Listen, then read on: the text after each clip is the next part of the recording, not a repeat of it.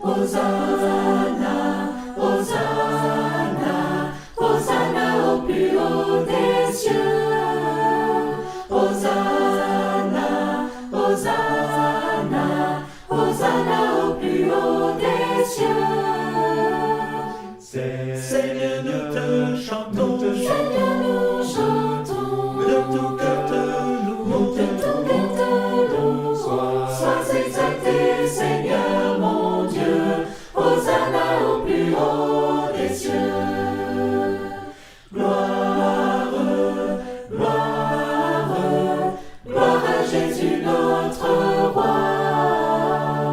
Gloire, gloire, gloire à Jésus notre roi. nous célébrons ton nom, Nous te célébrons, d'un cœur reconnaissant, car tu es le Seigneur glorieux. Hosanna au plus haut des cieux. Hosanna, Hosanna, Hosanna au plus haut des cieux. Hosanna, Hosanna, Hosanna au plus haut des cieux. Hosanna au plus haut des cieux.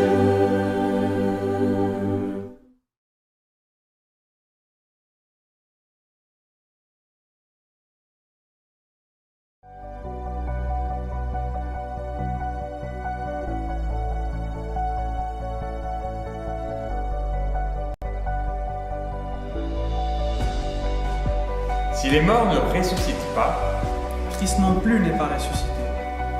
Et si Christ n'est pas ressuscité, Et si Christ n'est pas ressuscité, votre foi est illusoire.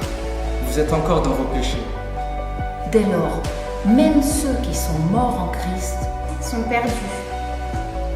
Si nous avons mis notre espérance en Christ, pour cet avis, selon moi, nous sommes les plus à plaindre de tous les hommes. mais non, Mais non, mais non, Christ est ressuscité des morts. Christ est ressuscité des morts. frémissent de ceux qui sont morts.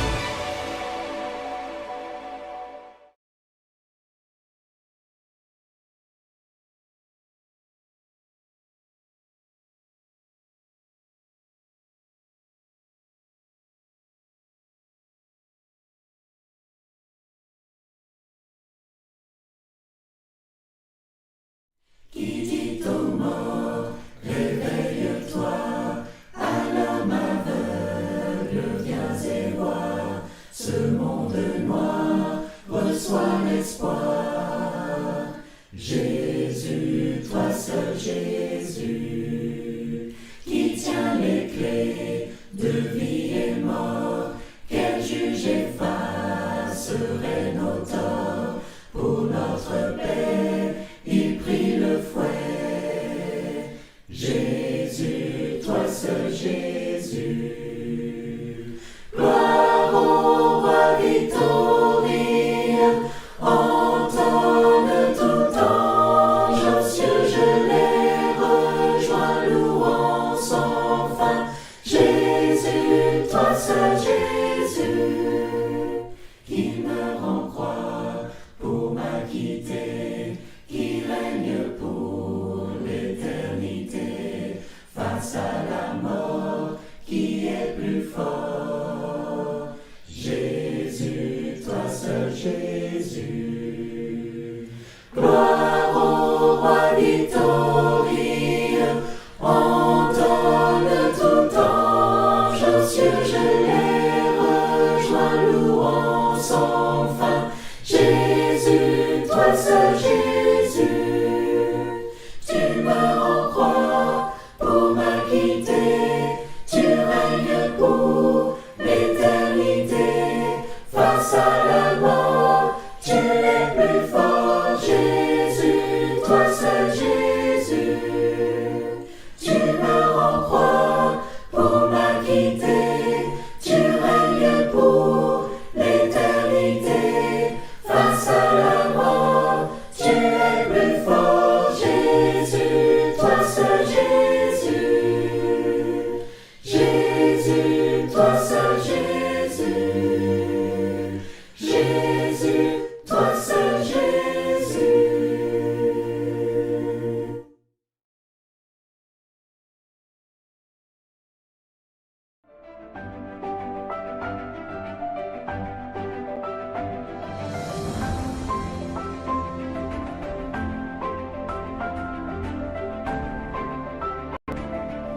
Il était dans le monde. Et le monde ne fut par lui.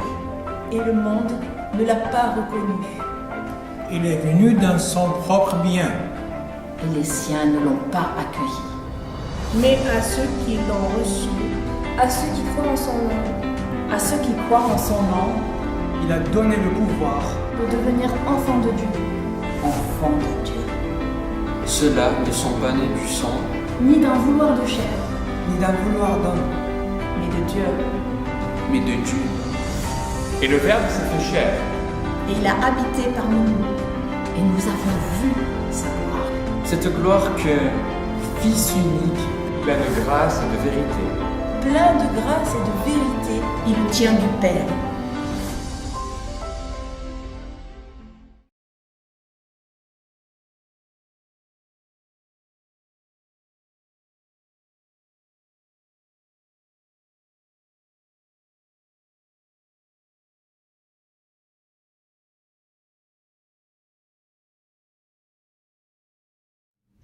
Même dans ma surdité, tu m'appelles. Même dans ma cécité, jamais tu ne m'as quitté. Quand je ne peux plus tenir, tu viens soutenir. Tu es fidèle, tu es fidèle. Alléluia, mon cœur s'écrie Alléluia. Tu me tends les bras, Dieu fidèle, Dieu fidèle. Même quand je perds ma foi, tes dons pleuvent. Même lorsque vient la mort, je suis faible, tu es fort. Si je m'enfuis loin de toi, ton cœur guette et dès que tu me vois, tu cours vers moi. Alléluia, mon cœur s'écrie Alléluia. Tu me tends les bras, Dieu fidèle, Dieu fidèle. Même dans l'épreuve, tout ce qui m'abreuve se trouve en toi, Dieu. Si je veux des preuves, tes dons m'en abreuvent. Même dans l'épreuve, tout ce qui m'abreuve se trouve en toi, Dieu. Si je veux des preuves, tes dons m'en abreuvent. Même dans l'épreuve, tout ce qui m'abreuve se trouve en toi, Dieu. Si je veux des preuves, tes dons m'en abreuvent. Alléluia, mon cœur s'écrie Alléluia. Tu me tends les bras, Dieu fidèle, Dieu fidèle. Alléluia, mon cœur s'écrie Alléluia. Tu me tends les bras, Dieu fidèle, Dieu fidèle, Dieu fidèle, Dieu fidèle.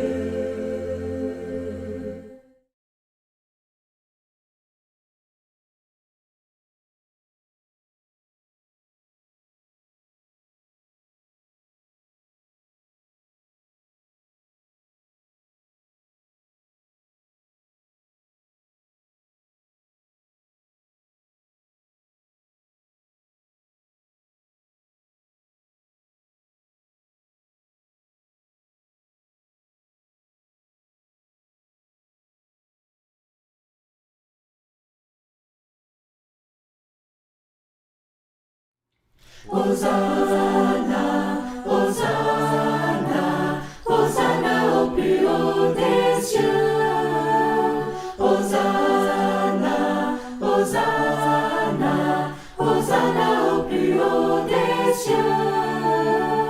Seigneur, nous te chantons, Seigneur, nous chantons, de tout cœur te louons, de ton cœur te louons. Sois exalté, Seigneur mon Dieu. Hosanna au plus haut des cieux. Gloire, gloire.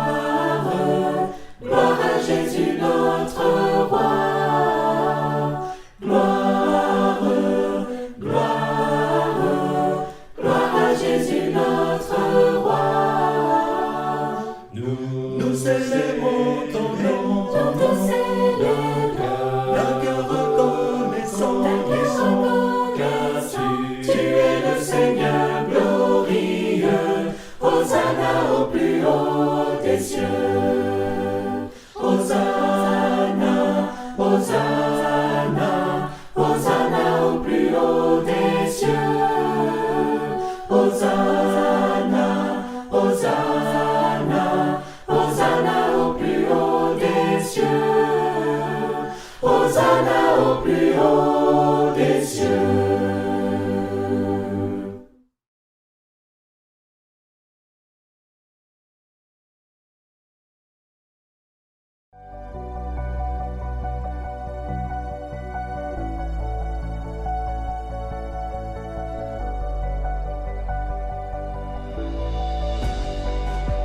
Si les morts ne ressuscitent pas, Christ non plus n'est pas ressuscité.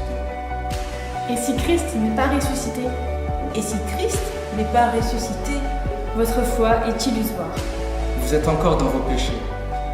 Dès lors, même ceux qui sont morts en Christ Sont perdus. Si nous avons mis notre espérance en Christ, pour cet avis selon moi, nous sommes les plus à plaindre de tous les hommes. Mais non, Mais non, mais non. Christ est ressuscité des morts. Christ est ressuscité des morts. prémisse de ceux qui sont morts.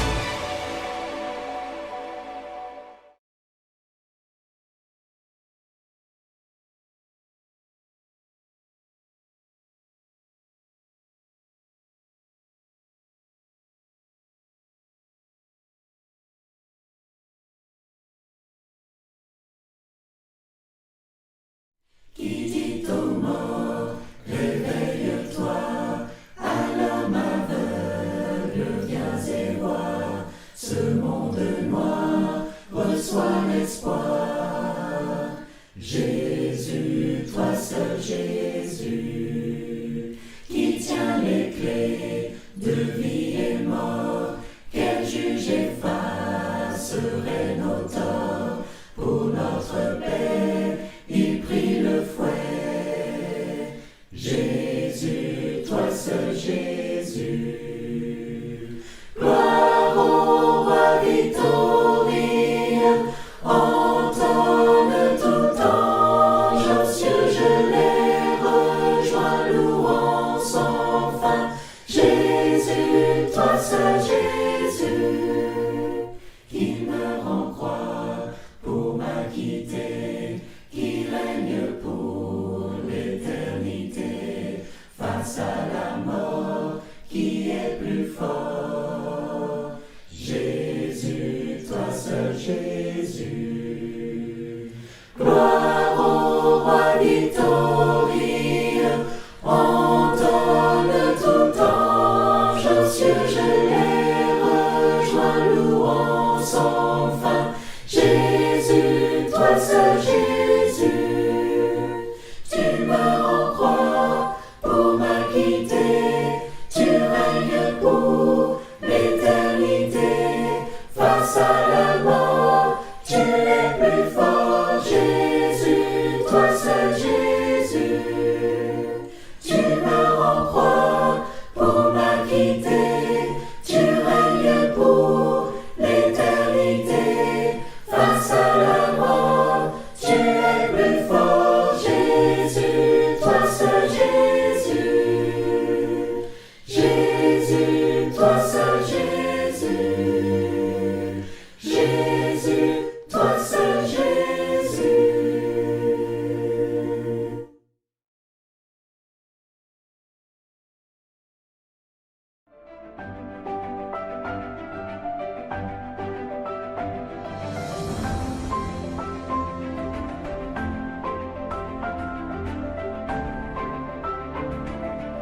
Il était dans le monde.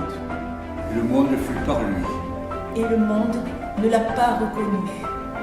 Il est venu dans son propre bien. Et les siens ne l'ont pas accueilli. Mais à ceux qui l'ont reçu, À ceux qui croient en son nom, à ceux qui croient en son nom, Il a donné le pouvoir. de devenir enfants de Dieu, Enfants de Dieu.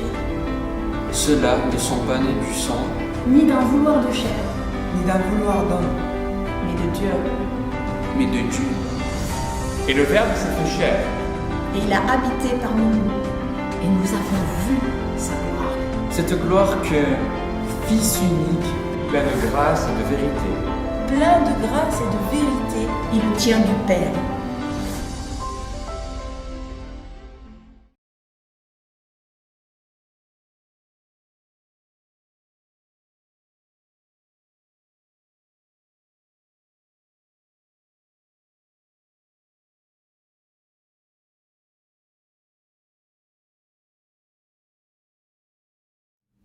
Même dans ma surdité, tu m'appelles.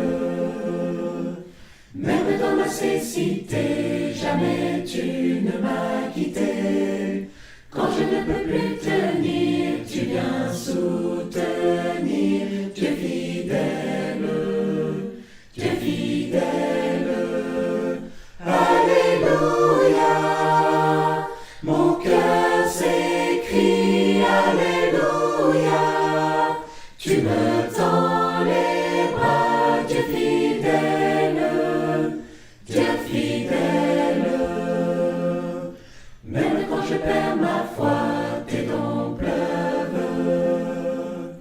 Même lorsque vient la mort, je suis faible, tu es fort. Si je m'enfuis loin de toi, ton cœur guette et dès que tu me vois, tu cours vers moi. Alléluia, mon cœur s'écrie Alléluia. Tu me tends les bras, Dieu fidèle, Dieu fidèle. Même dans l'épreuve, tout ce qui m'abreuve se trouve en toi, Dieu. Si je veux des preuves, tes dons m'en abreuvent. Même dans l'épreuve, tout ce qui m'abreuve se trouve en toi, Dieu. Si je veux des preuves, tes dons m'en abreuvent. Même dans l'épreuve, tout ce qui m'abreuve se trouve en toi, Dieu. Si je veux des preuves, tes dons m'en abreuvent. Alléluia, mon cœur s'écrie Alléluia. Tu me tends les bras, Dieu fidèle, Dieu fidèle. Alléluia, mon cœur s'écrie Alléluia. Tu me tends les bras, Dieu fidèle, Dieu fidèle, Dieu fidèle, Dieu fidèle.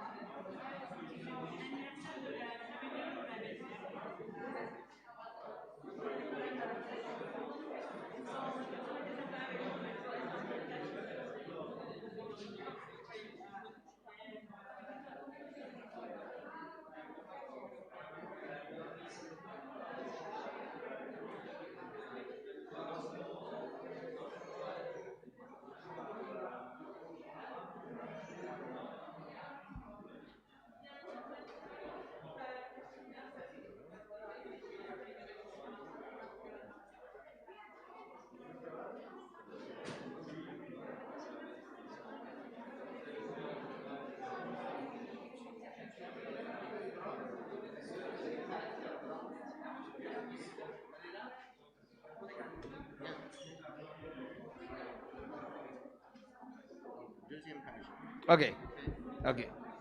Prière pour... Ok, ok.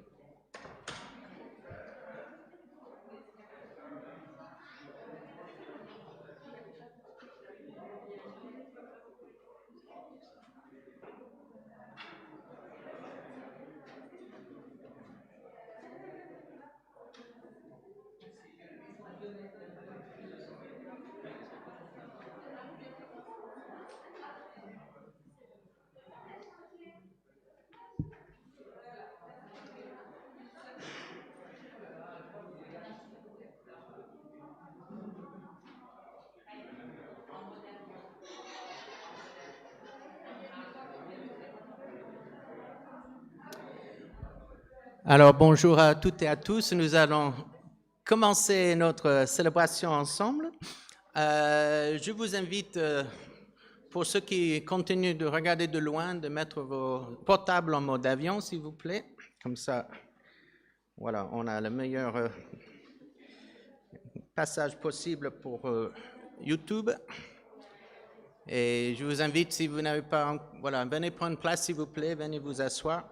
Comme ça, nous pouvons commencer ensemble. Très bien. Alors, et si vous avez votre feuille pour suivre la célébration ce matin, bien, ce qu'on appelle le temps pour la création proposé par l'Église verte s'étend du 1er septembre au 4 octobre. Et nous allons consacrer cette célébration au Créateur et à sa création.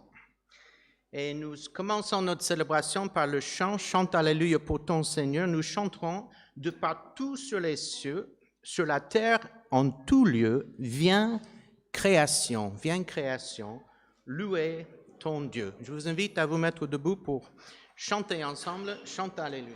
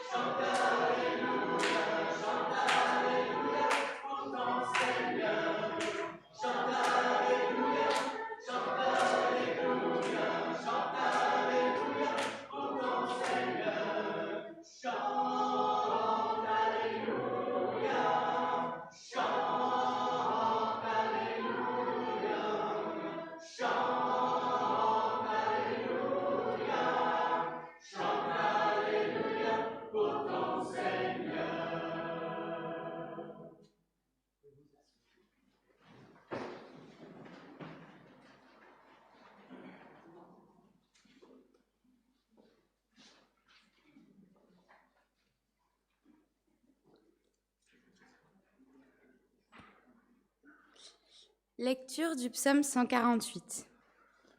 Alléluia! Louez le Seigneur depuis les cieux, louez-le dans les hauteurs. Louez-le, vous, tous ses anges, louez-le, vous, toute son armée. Louez-le, soleil et lune, louez-le, vous, toutes les étoiles brillantes.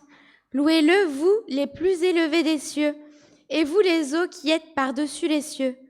Qu'ils louent le nom du Seigneur, car il les commanda et ils furent créés. Il les établit à tout jamais. Il fixa des lois qui ne passeront pas. Louez le Seigneur depuis la terre. Dragons, et vous, tous les abîmes, feu et grêle, neige et brouillard, vent de tempête exécutant sa parole, montagnes et toutes les collines, arbres fruitiers et tous les cèdres, bêtes sauvages et tout le bétail, reptiles et oiseaux, rois de la terre et tous les peuples, princes et tous les chefs de la terre, jeunes gens, vous aussi jeunes filles, vieillards et enfants, qu'ils louent le nom du Seigneur, car son nom est sublime, lui seul, sa splendeur domine la terre et les cieux. Il a relevé le front de son peuple. Louange pour tous ses fidèles, les fils d'Israël, le peuple qui lui est proche. Alléluia.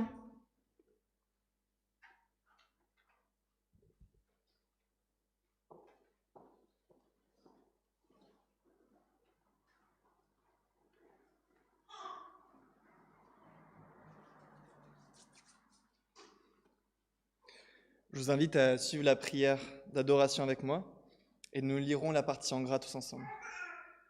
Créateur de l'univers, nous te remercions depuis ta communion d'amour d'avoir créé notre planète pour qu'elle soit une maison pour tout le monde.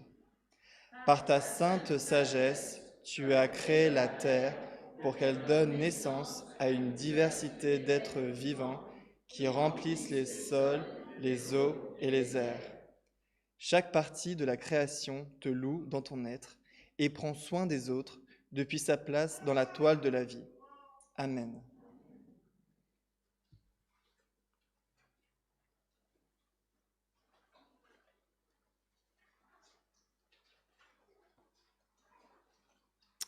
Nous adorons notre Créateur ensemble et en chantant ce matin, je vous invite à contempler les paroles qui évoquent cette création extraordinaire et notre Créateur extraordinaire. Tout s'unit pour donner louange et honneur à notre Dieu Créateur. Je vous invite à vous mettre debout pour chanter Dieu Créateur.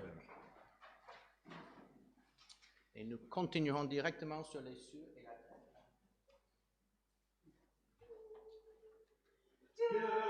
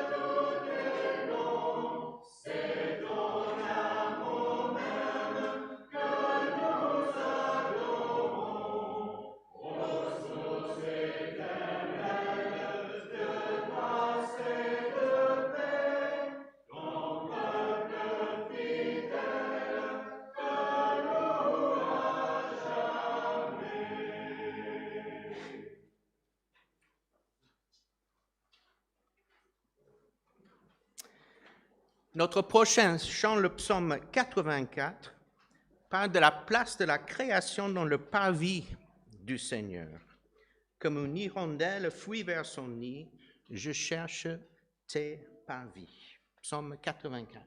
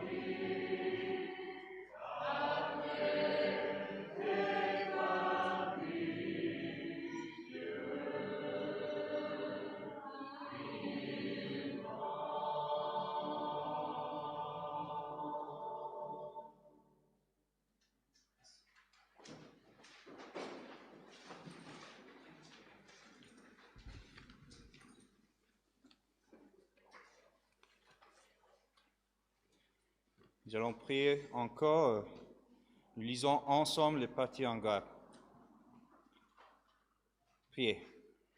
Créateur de l'univers, avec les psalmistes, nous te louons, car dans ta demeure, les moineaux lui-même trouvent une maison, et l'hirondelle un nid pour mettre sa couvée. Nous nous rappelons que tu appelles les êtres humains à entretenir ton jardin de manière à honorer la dignité de chaque créature et à préserver leur place dans l'abondance de la vie sur terre. Amen.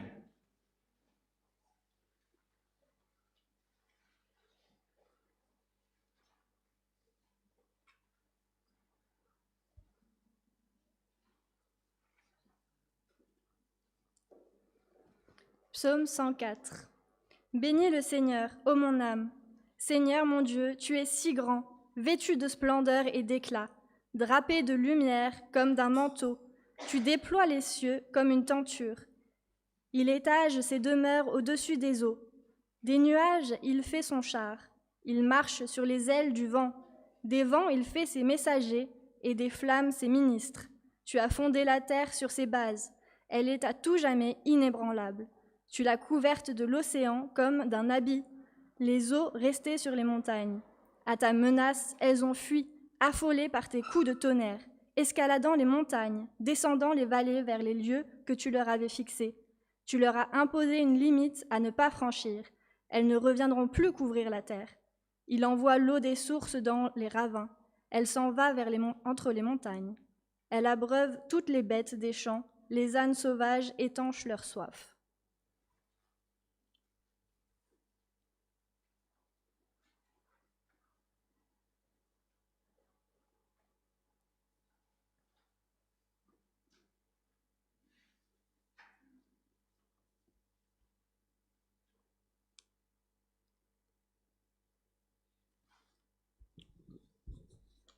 Nous allons avoir une prière.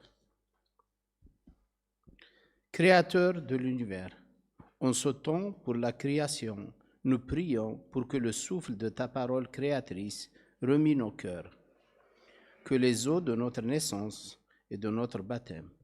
Accorde-nous la foi de suivre le Christ jusqu'à notre juste place dans la communauté bien-aimée.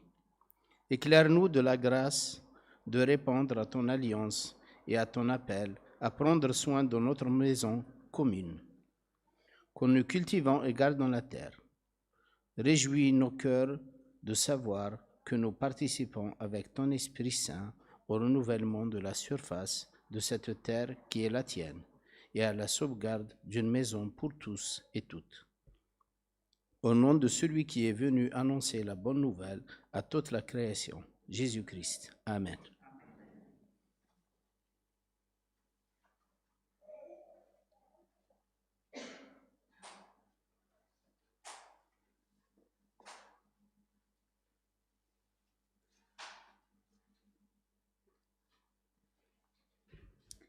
Lecture du psaume 104.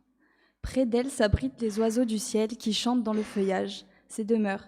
Ils abreuvent les montagnes, la terre se rassasie du fruit de ton travail. Tu fais pousser l'herbe pour le bétail, les plantes que cultive l'homme, tirant son pain de la terre. Le vin réjouit le cœur de l'humain, en faisant briller les visages plus que l'huile. Le pain réconforte le cœur des humains. Les arbres du Seigneur se rassasient, et les cèdres du Liban qu'il a plantés. C'est là que nichent les oiseaux, la cigogne a son logis dans les cyprès. Les hautes montagnes sont pour les bouquetins, les rochers sont le refuge des damans.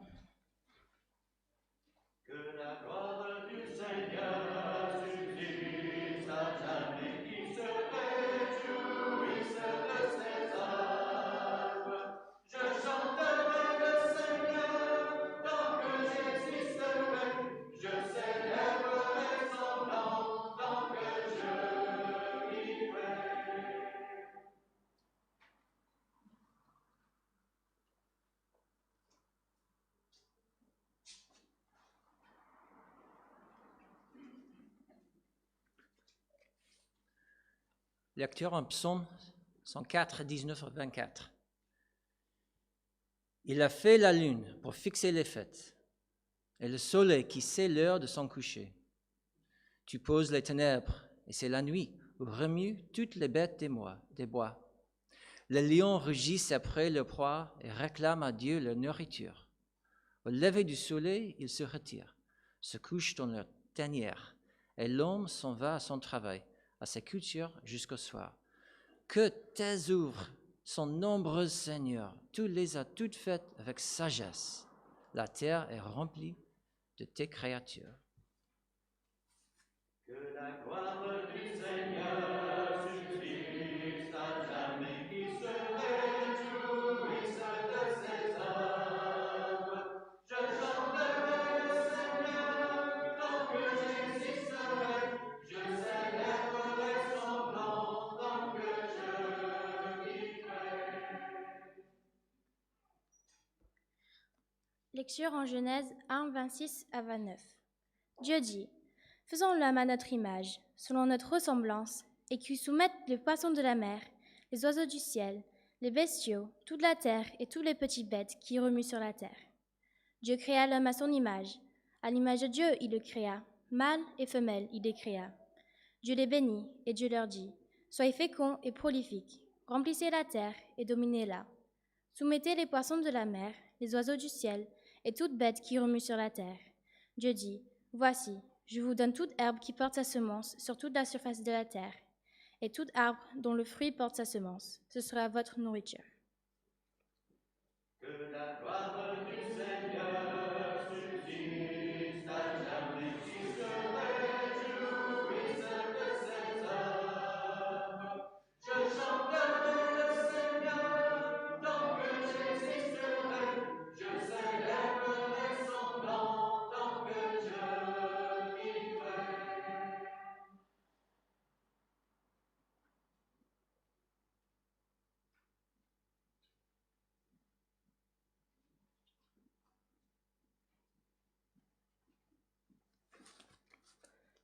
Lecture en Romains 8, versets 18 à 24.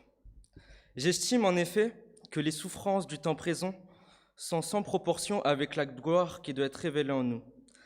Car la création attend avec impatience la révélation des fils de Dieu, livrés au pouvoir du néant, non de son propre gré, mais par l'autorité de celui qui l'y a livré. Elle garde l'espérance, car elle aussi sera libérée de l'esclavage de la corruption, pour avoir part à la liberté et à la gloire des enfants de Dieu. Nous le savons, en effet, la création tout entière gémit maintenant encore dans les douleurs de l'enfantement. Elle n'est pas la seule, nous aussi, qui possédons les prémices de l'esprit, nous gémissons intérieurement, attendant l'adoption, la délivrance pour notre corps, car nous avons été sauvés, mais c'est en espérance.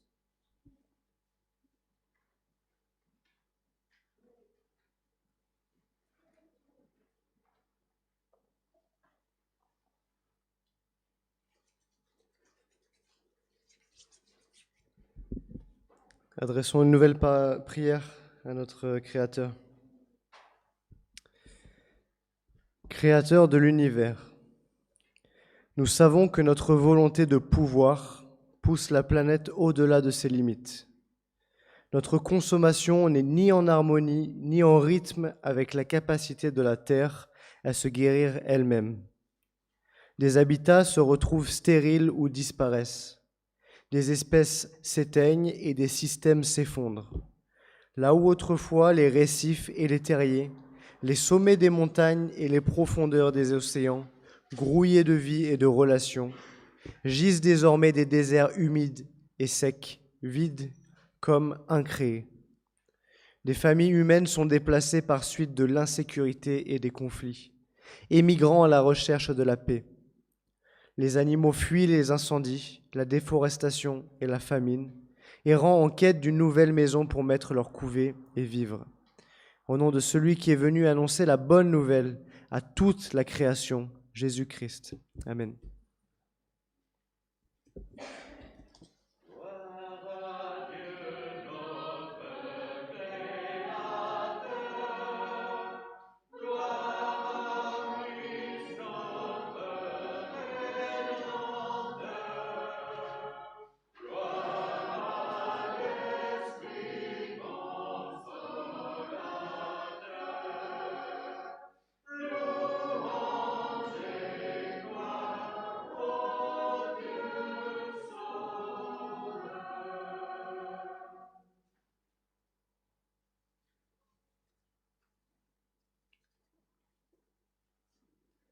Marc 10, 42-45. Jésus les appela et leur dit, « Vous le savez, ce qu'on regarde comme les chefs des nations les tiennent sous leur pouvoir et les grands sous leur domination. Il n'en est pas ainsi parmi vous.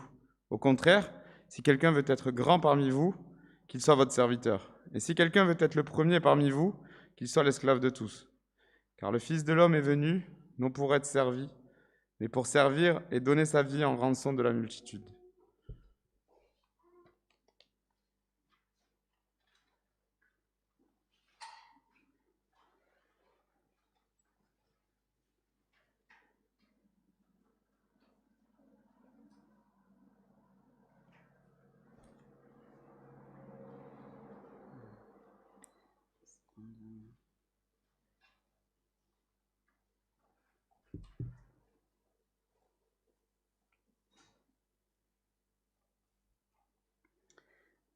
2 secondes.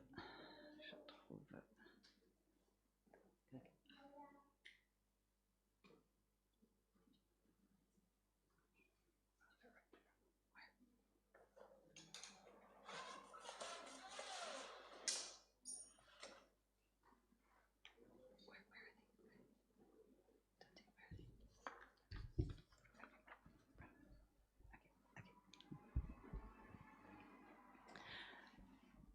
Alors, maintenant, on va adorer le Seigneur avec un chœur virtuel. C'est la première fois qu'on montre cette vidéo, mais elle sera publiée sur la chaîne YouTube dans quelques jours. Donc, c'est un chant qui a été préparé dans le but de célébrer le Créateur et la création. Il a aussi pour but de faire connaître Arosha, une association chrétienne, qui œuvre pour le soin de la création. Je fais partie de cette association et avec Émilie, nous avons fait ce projet en leur nom. Vous êtes plusieurs qui avez participé et avec d'autres personnes que je ne connais même pas. Donc le chant est une véritable célébration de la merveilleuse création de Dieu et il nous invite, nous tous, création de notre Dieu, à élever nos voix vers les cieux. Donc, chantez avec, mais si vous ne connaissez pas les paroles, chantez au moins les Alléluia, dont il y en a plusieurs. Voilà.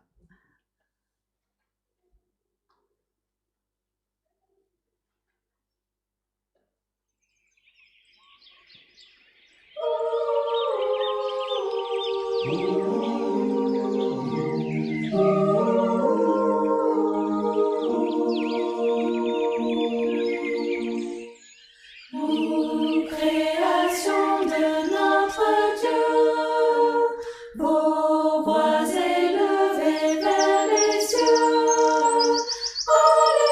Alléluia, Alléluia, toi brûlant soleil de midi, toi lune d'argent dans la nuit. Alléluia, Alléluia, Alléluia, louez Dieu roi, Alléluia.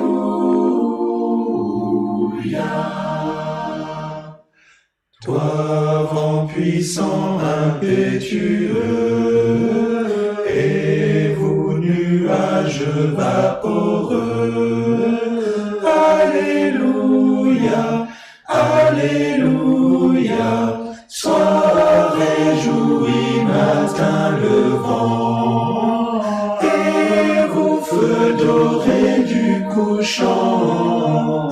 Alléluia, Alléluia, Alléluia, louez Dieu roi, Alléluia.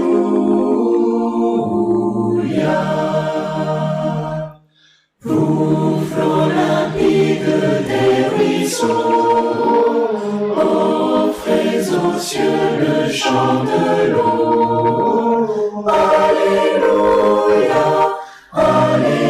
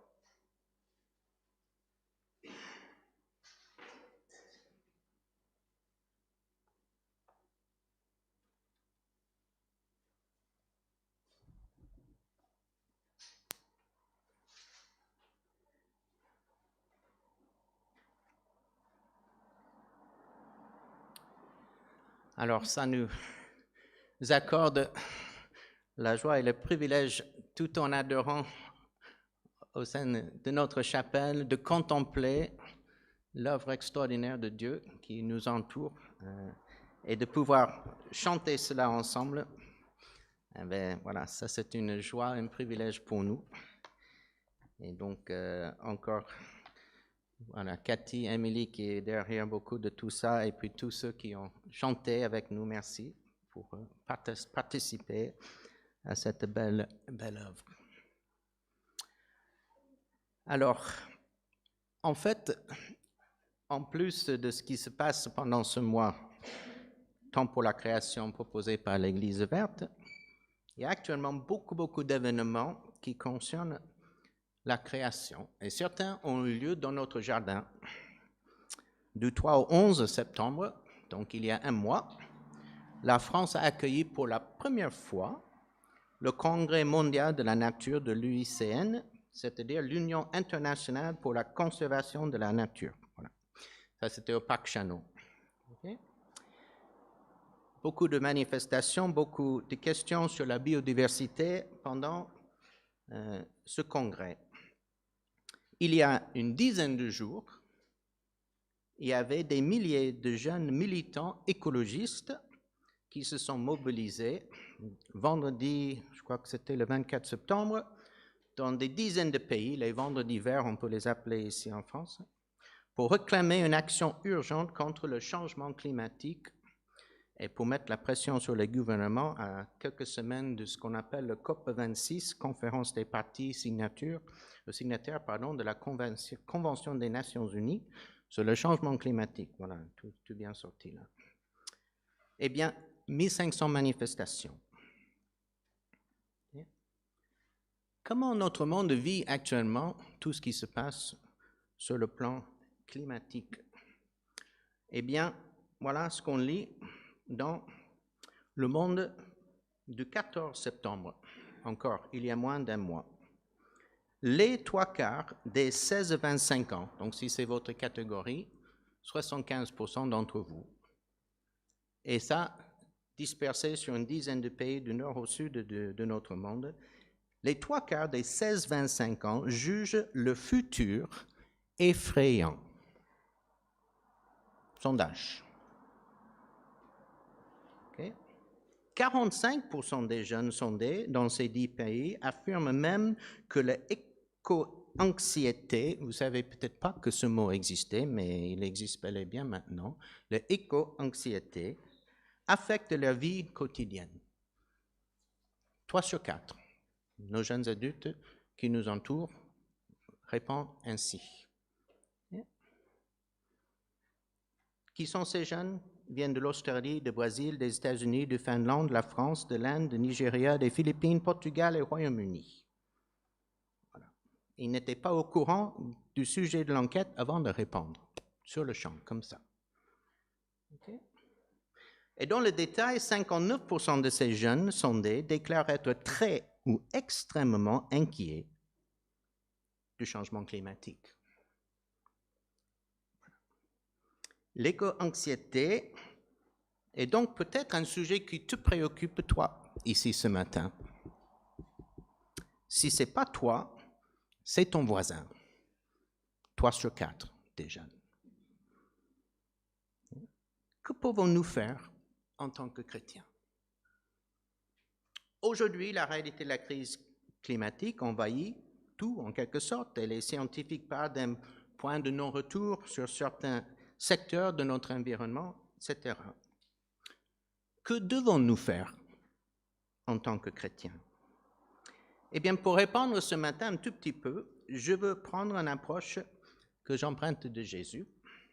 Ça me semblait assez sage de faire ça. En Matthieu 19, tout autre moment dans l'histoire et toute autre question, il y a des pharisiens qui pressent Jésus sur la question du divorce. Ça n'a rien à voir avec notre sujet ce matin. D'accord? Ce qui nous intéresse, c'est comment Jésus a répondu. Il n'a même pas parlé de divorce. Pas du tout. Voilà ce que dit Jésus. Matthieu chapitre 19, verset 4. Il répondit, « N'avez-vous pas lu que le Créateur, au commencement, les fit mâles et femelles, et qui dit, c'est pourquoi l'homme quittera son père et sa mère et s'attachera à sa femme, et les deux deviendront une seule chair. Ainsi, ils ne sont plus deux, mais une seule chair. Que l'homme donc ne sépare pas ce que Dieu a uni. » Il leur demande non pas leur compréhension du divorce, il leur demande leur compréhension du commencement. Qu'est-ce qu'ils avaient compris?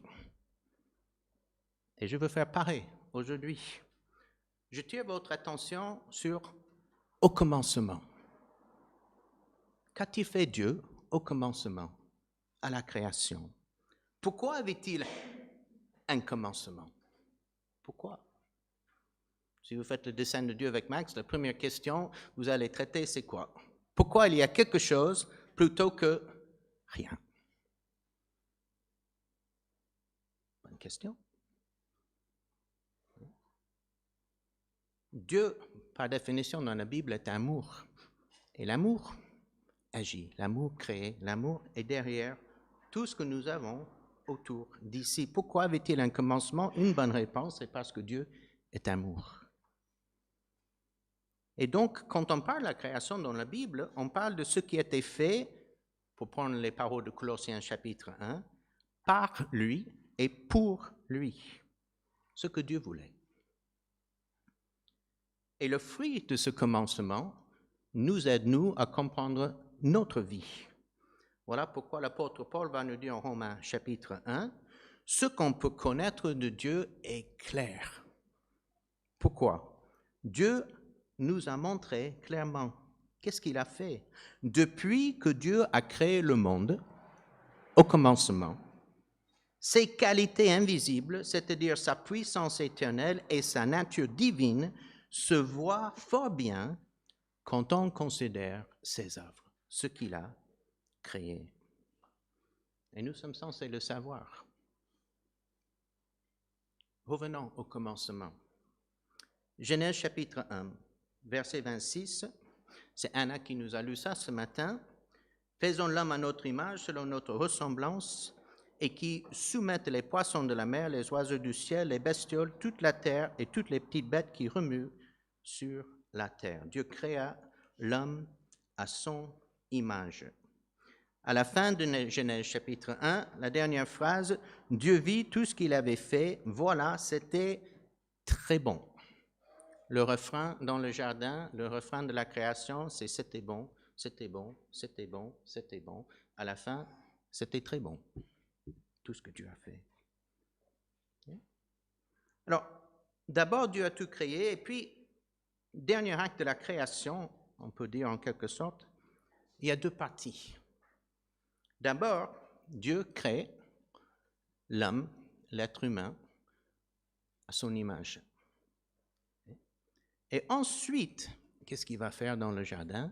Il va définir la relation entre les êtres humains et le reste de la création et définir la relation entre les êtres humains à son image encore, dans le jardin, au commencement. Un point essentiel ici. Dieu n'a pas seulement créé les êtres vivants, il a aussi défini la relation entre les êtres vivants. Dieu a créé l'homme à son image, mâle et femelle, il les créa.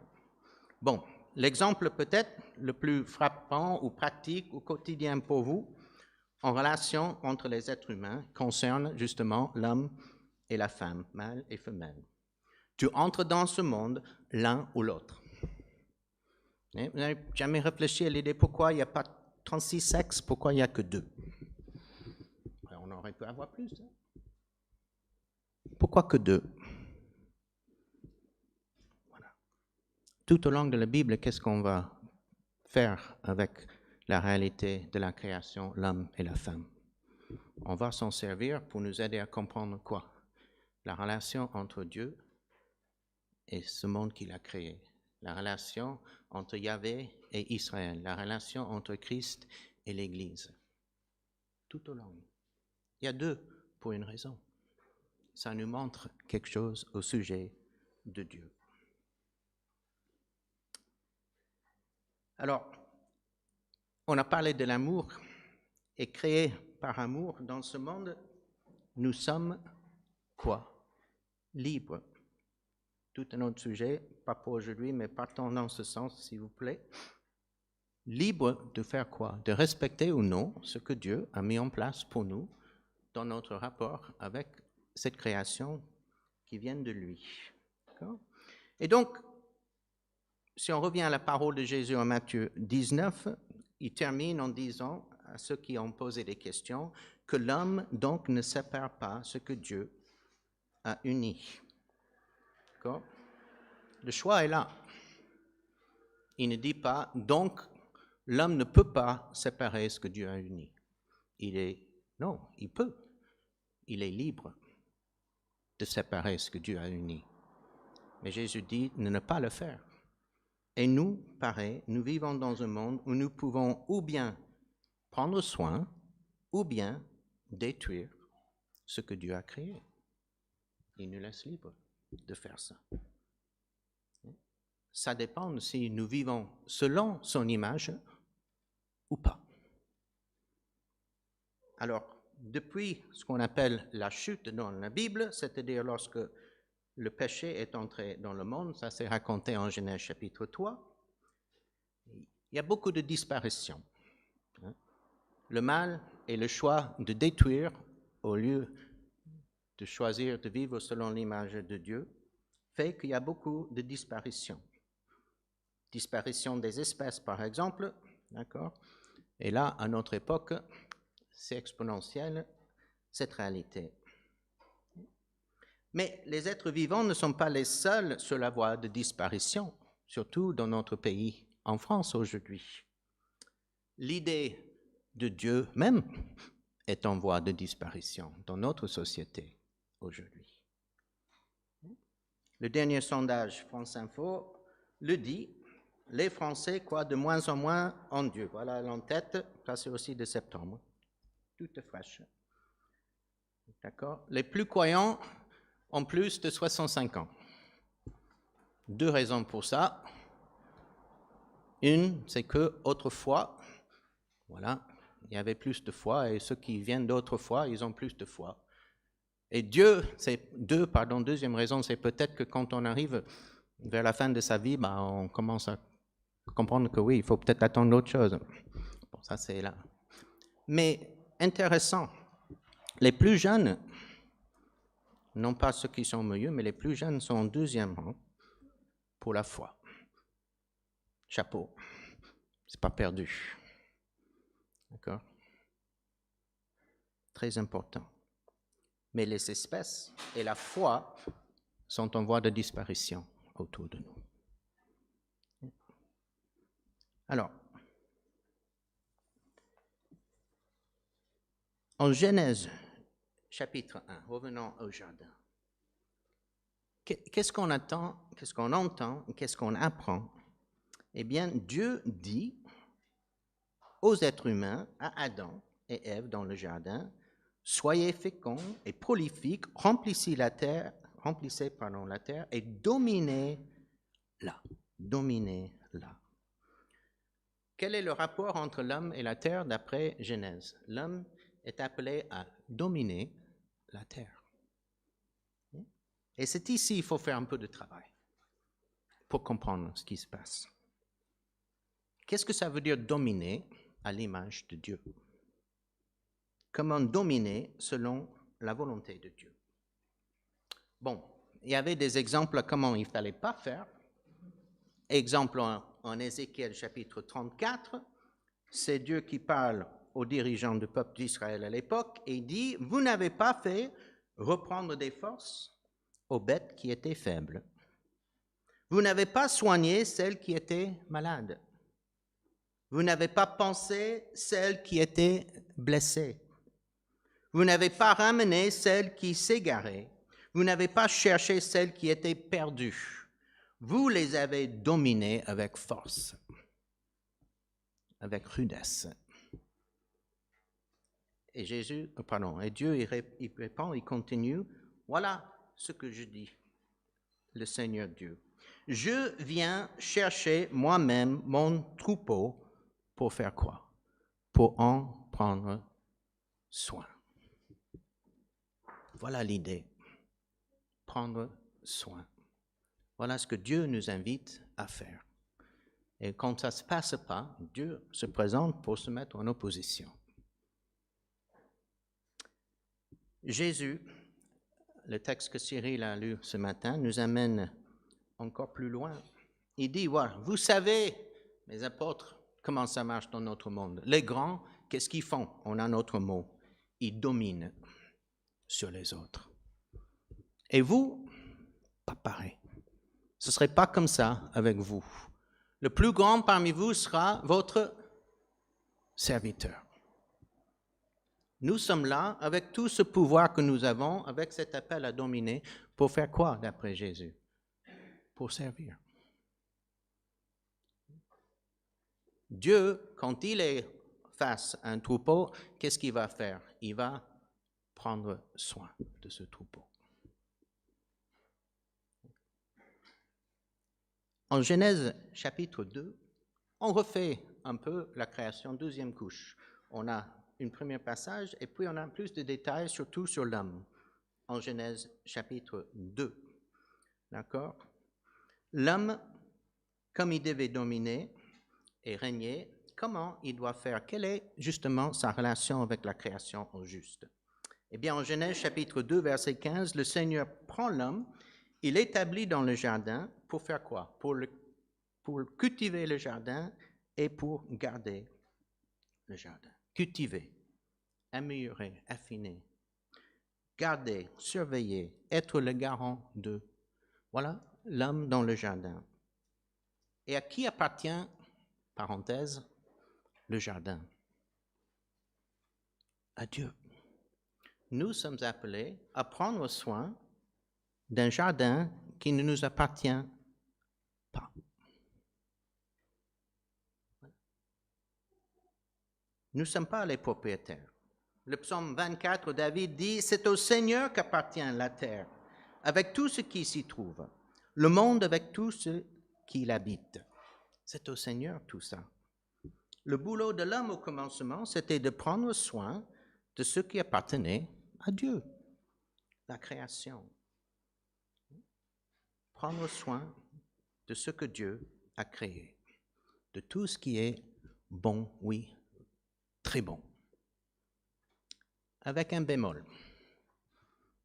Une seule chose dans le récit, dans le jardin, qui n'était pas bon. Vous savez ce que c'était? Genèse chapitre 2, verset 18. Le Seigneur Dieu dit, « Il n'est pas bon pour l'homme d'être seul. » Seul bémol. Je veux lui faire une aide qui lui soit accordée. D'accord? Et donc, Dieu crée la femme. Bon. Donc, on a deux choses dans le jardin, et c'est ce que je veux souligner pour vous aujourd'hui. L'homme est appelé à dominer sur le reste de la création. Il règne, en quelque sorte, sur le reste de la création. Comment? C'est la grande question. Ce pouvoir est là pour qu'il puisse prendre soin de la création. Tout le reste, ce qui a été créé. Aussi dans le jardin, l'homme est appelé non pas à régner, attention, mais à vivre en relation avec quelqu'un qui est appelé vis-à-vis de lui, la femme. OK? Donc on a en quelque sorte un règne et une relation. Deux choses précisées pour nous dans le jardin. Un règne de pouvoir. Nous avons un pouvoir sur notre création. Et une relation de vis-à-vis. Une relation établie entre l'homme et la femme. Bon, la première question aujourd'hui, c'était que pouvons-nous faire en tant que chrétiens face à ce monde qui est en souffrance et qui vit une éco-anxiété et d'autres choses? La deuxième question, c'est que devons-nous faire en tant que chrétiens. D'accord? Que pouvons-nous faire? C'est le verbe pouvoir. Pouvoir. Que faisons-nous avec notre pouvoir? Si nous faisons comme Dieu, à l'image de Dieu, nous utilisons notre pouvoir pour prendre soin. Et le deuxième verbe, devoir, d'accord? J'aimerais bien qu'on réfléchisse dans ce sens par rapport à la relation humaine que Dieu nous a donnée. De vivre en relation avec les autres, là où nous ne sommes pas appelés à dominer ou à régner, mais à partager et à vivre ensemble. Alors, deux parties de notre place, deux définitions de notre rôle au sein de la création.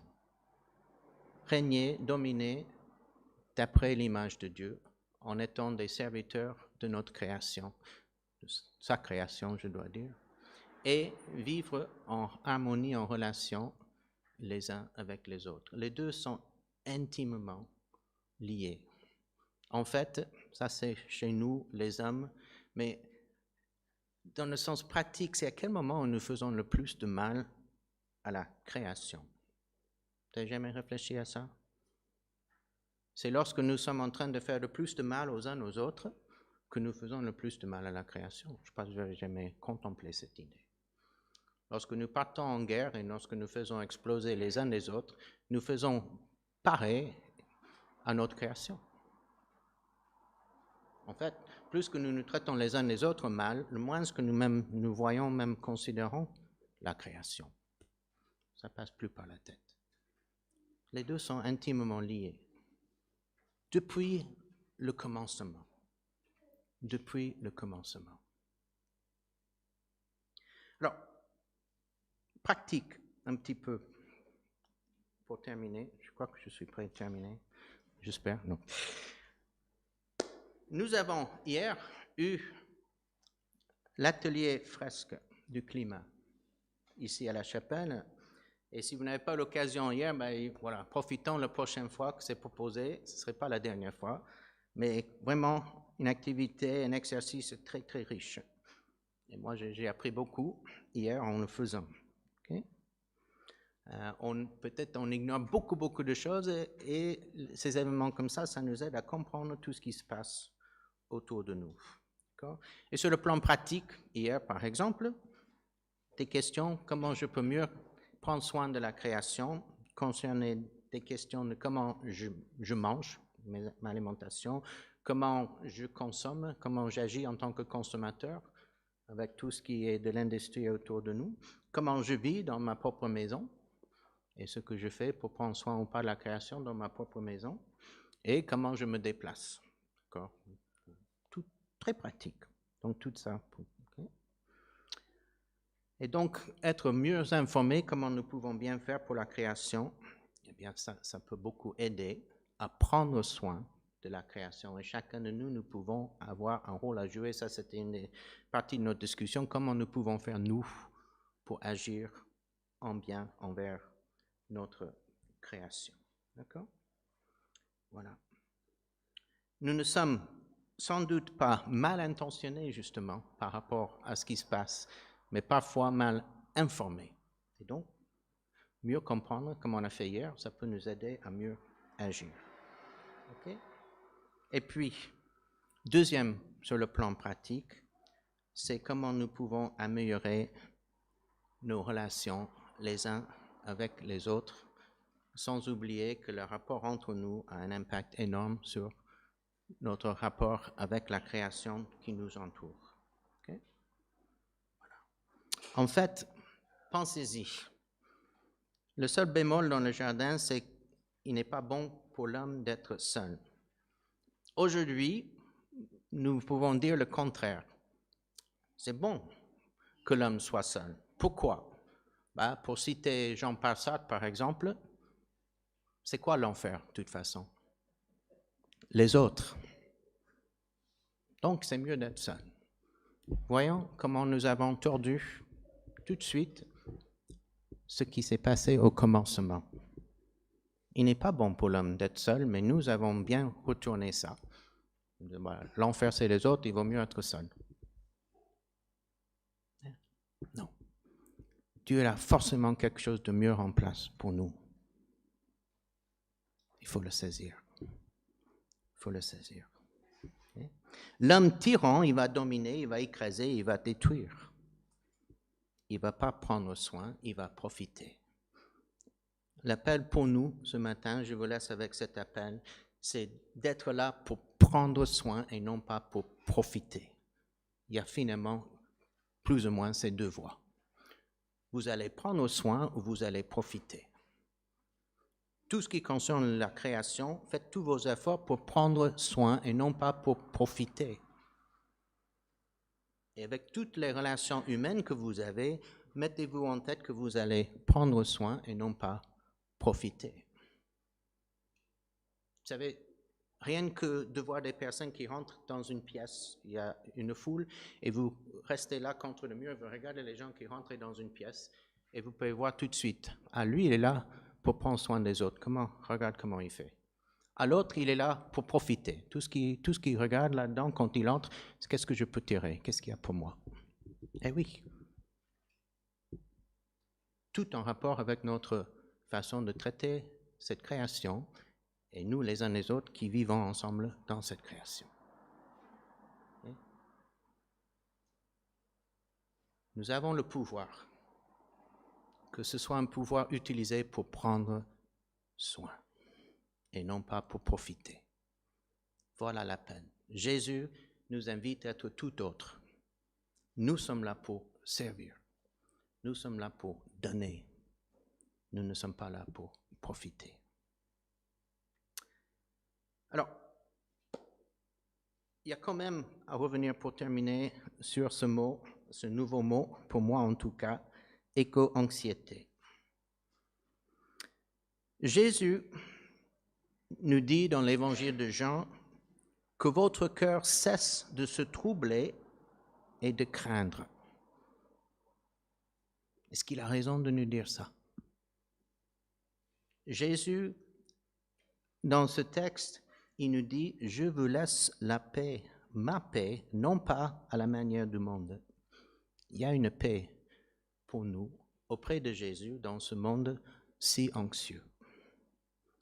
Jésus nous dit, Jean chapitre 16, « Dans le monde, vous avez à souffrir. »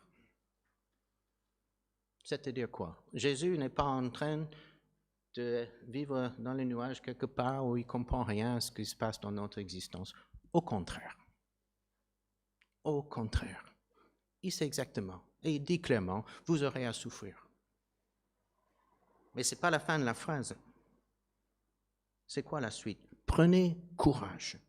J'ai vaincu le monde. Je vous ai dit tout cela pour qu'en restant en moi, vous ayez la paix.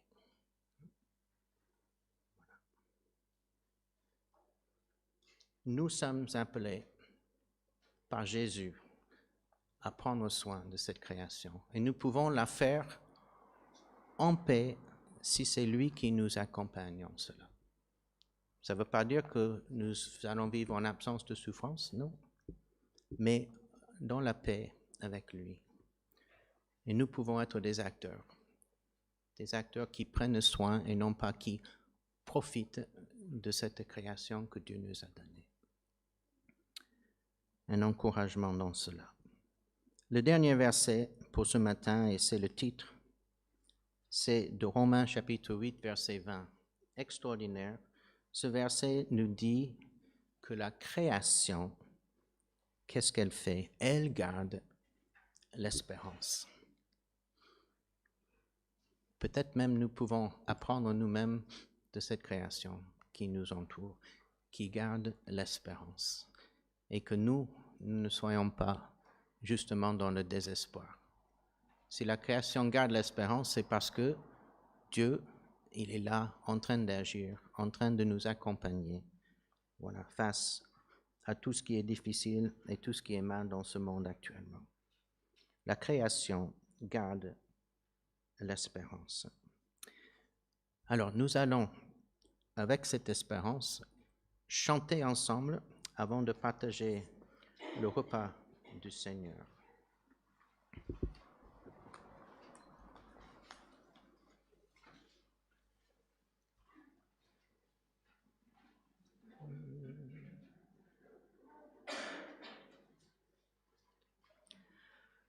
Dieu Tout-Puissant, comme mon cœur considère tout l'univers créé par ton pouvoir, le ciel d'azur, les éclairs de tonnerre,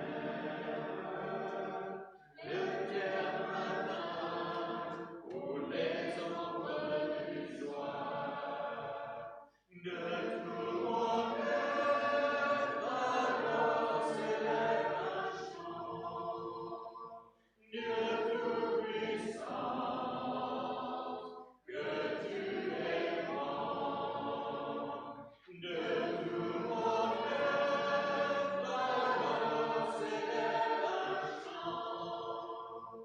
Dieu Tout-Puissant, que tu es grand.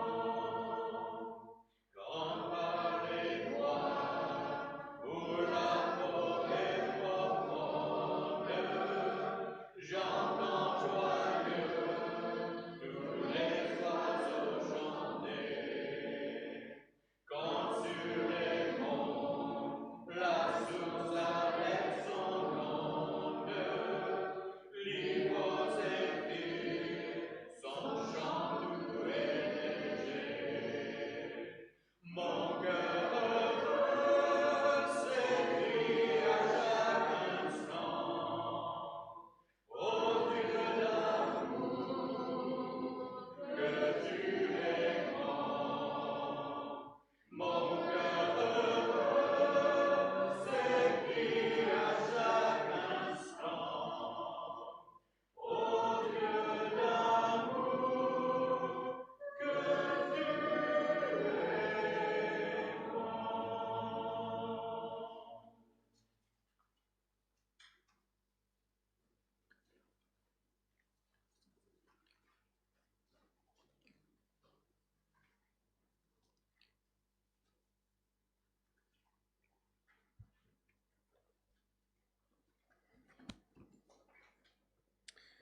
Dans le psaume ce matin, le psalmiste s'émerveillait de beaucoup de choses, mais j'aimerais noter au verset 14 du psaume 104. Seigneur, tu fais pousser l'herbe pour le bétail, les plantes que cultive l'homme, tirant son pain de la terre. Le vin réjouit le cœur des humains en faisant briller les visages plus que l'huile. Le pain réconforte le cœur des humains. Le vin et le pain sont le réconfort des êtres humains pour plusieurs raisons. Premièrement, parce que c'est bon. Et chaque fois que nous mangeons, nous nous souvenons des bienfaits que Dieu nous a donnés. Deuxièmement, parce que ces choses viennent de Dieu. Vous ne pouvez pas, même si dans notre monde moderne, c'est peut-être plus facile de tomber dans ce travers, vous ne pouvez pas manger ces bonnes choses et oublier qu'elles nous sont données. Et puis troisièmement, parce que c'est le fruit, et le vin et le pain, du travail des hommes. Celui qui mange le pain qu'il a fait, qui boit le vin qu'il a lui-même tiré, ou peut-être même qu'il a lui-même fait, eh bien, cela donne un goût supplémentaire. N'est-ce pas? Ce n'est peut-être pas pour rien que Jésus, lors de ce dernier repas, prend ces deux éléments, le pain et le vin, comme signe de joie, comme signe de la paix que ses disciples peuvent avoir. Parce qu'en fait, le travail qui est célébré ici, ce n'est pas le travail de l'agriculteur viticole ou celui qui ramasse son blé. C'est le travail que le Christ va accomplir pour eux. Quand nous mangeons le pain, nous le faisons en mémoire de Jésus, c'est-à-dire en mémoire de l'obéissance qu'il a montrée à son Père, en mémoire de sa mort, qui était l'accomplissement extrême de son obéissance. Il a été obéissant jusqu'à la mort sur la croix. Il a tiré son pain de la terre par son obéissance Et maintenant, ce pain réconforte le cœur de tous ceux qui croient en lui. » Oui, le soir avant sa mort, Jésus prit le pain et après l'avoir rompu, il le distribua à ses disciples en leur disant « Prenez, mangez-en tous, car ceci est mon corps qui est livré pour vous. » Prions ensemble. Au moment de prendre, Seigneur, ce pain qui est fruit de la terre, du travail des hommes, et signe de tout ce que le Christ a accompli, nous recevons ainsi la joie, le réconfort, la paix qui est celle de Jésus, qu'il nous donne non pas à la manière du monde, mais à sa manière. Cette paix qui est profonde, que personne, nul ne peut nous enlever. Alors, Seigneur, en prenant en communauté ce pain, nous proclamons que nous t'appartenons, que nous faisons partie du corps de Jésus et que nous voulons t'obéir jusqu'à la fin de notre vie, jusqu'au jour béni où nous pourrons te voir face à face. Nous te le prions au nom de Jésus-Christ, notre roi et le roi de toute la terre. Amen.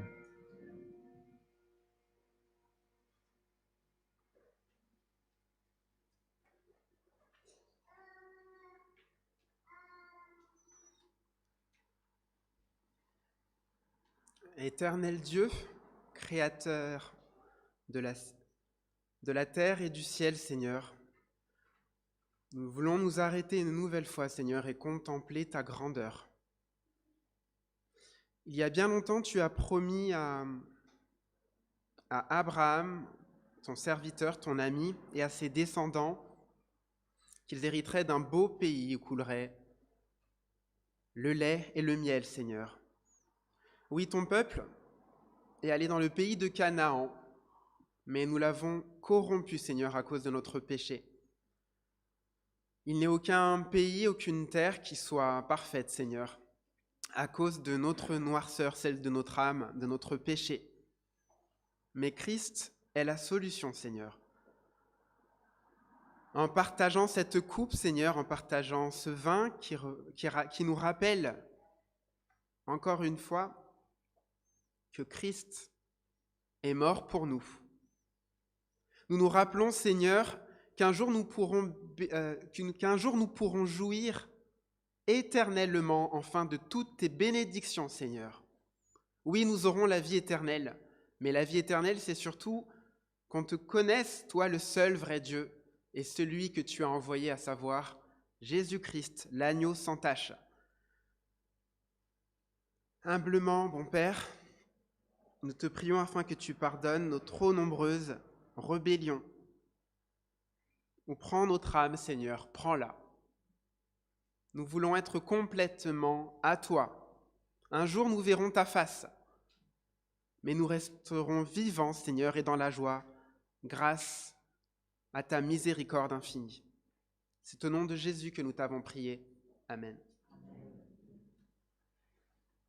L'enfant de Bethléem et l'invité de Cana qui nous invite à sa table.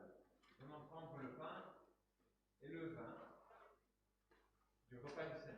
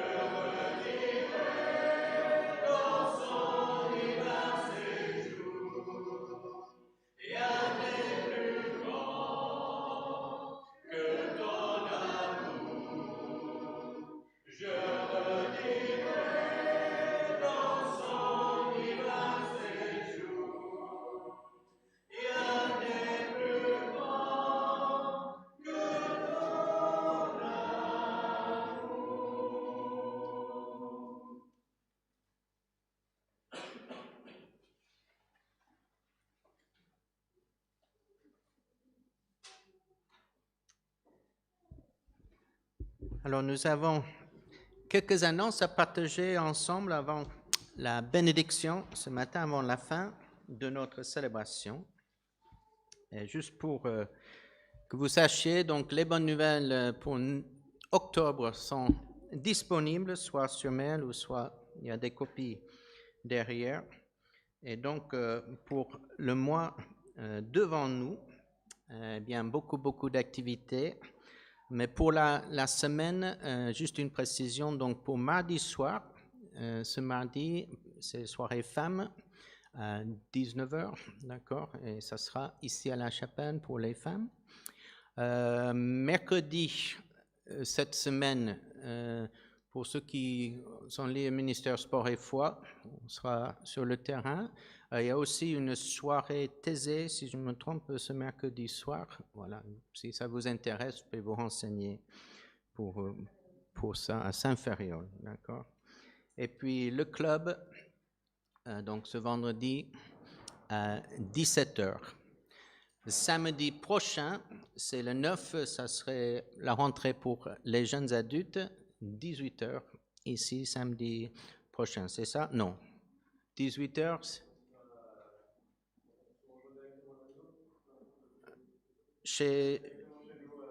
d'accord. Chez Marvin et Alexia, 18h.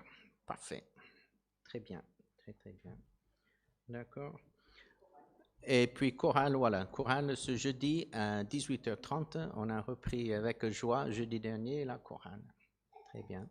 Je ne sais pas s'il y a d'autres annonces pour la semaine.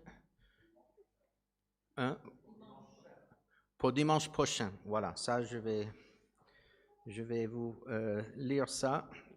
Donc, donc pour ça, il faut bien être à l'écoute à la fin des annonces aujourd'hui. Grand changement pour la chapelle de Fuveau. D'accord. Depuis Covid et tout le reste, on s'est réduit beaucoup par rapport à nos capacités de se déplacer, de bouger. On a fait depuis maintenant 18 mois ou plus uniquement la célébration à partir de 10h. Donc nous avons été privés de notre enseignement des classes bibliques et le caté pour les enfants et aussi l'enseignement pour les adultes. Quelque chose que nous estimons, voilà, qui est très utile, et maintenant nous avons la possibilité à reprendre. Et donc, nous allons faire un essai. On va rentrer dedans au mieux, on va faire un essai. Et donc, nous vous invitons pour mieux réintégrer les classes bibliques, de vivre une modification d'horaire qui est en fait affichée derrière. Et à partir de dimanche prochain, donc, nous voulons proposer, vous allez entrer à 9h30. On va vous proposer une demi-heure plus tôt pour commencer pour les classes bibliques. On retourne ce qu'on a fait depuis une vingtaine d'années. Et puis la célébration, au lieu de commencer à 10h, commencera à 10h30. Donc on aura 45 minutes d'enseignement biblique à 9h, une pause, et à 10h30, au lieu de 10h, nous commencerons notre célébration. Donc, nous espérons que voilà, ça servira en bien à tout le monde. Voilà. Et donc, à 9h30 dimanche prochain, on ira direct vers les classes pour les adultes ici, et les classes des enfants juste en face de l'autre côté.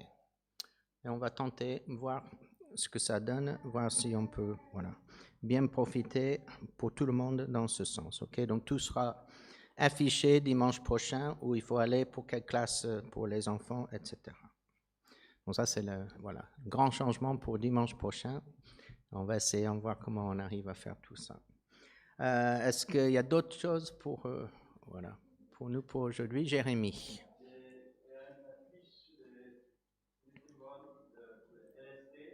D'accord. OK. Il y a LST, donc le couple Steve et Val qui était parmi nous il y a 2 ans, revient.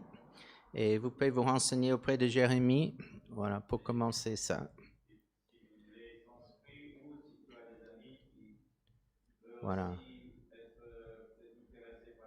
Très bien. Donc pour vous-même ou pour vos amis, des cours d'anglais en se servant de la Bible avec ce couple, c'est Jérémie qui organise, donc vous pouvez voir Jérémie et vous renseigner, préparer à participer à ça. Ça commence à partir, je crois, du 24 octobre.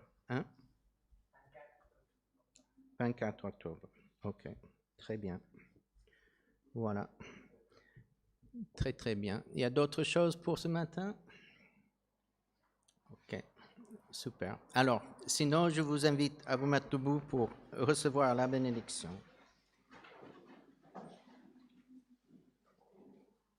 Sa création merveilleuse. Bon dimanche à tous et passez une bonne semaine. Soyez bénis.